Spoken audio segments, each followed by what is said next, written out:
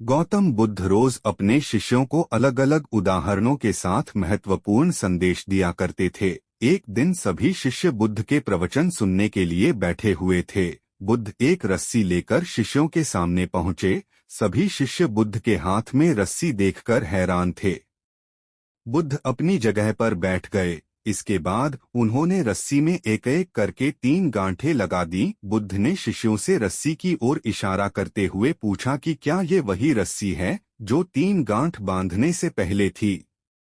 एक शिष्य ने कहा कि तथागत गांठें लगने के बाद भी ये वही रस्सी है। दूसरा शिष्य बोला कि अब इस रस्सी में 3 गांठें लग गई हैं, इस वजह से रस्सी का स्वरूप बदल गया है।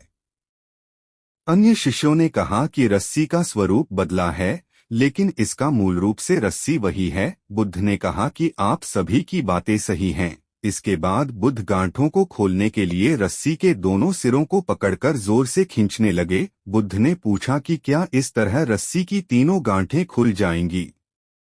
शिष्यों ने कहा कि ऐसा करने से तो गांठें और मजबूत हो जाएंगी। बुद्ध ने कहा कि इन गांठों को खोलने के लिए हमें क्या करना होगा। शिष्य बोले कि पहले हमें ये देखना होगा कि ये गांठें लगी कैसे हैं। गांठों को कैसे खोल सकते हैं। जब हमें ये समझ आ जाएगा कि गांठें लगी कैसे हैं, तो हम इन गांठों को आसानी से खोल पाएंगे।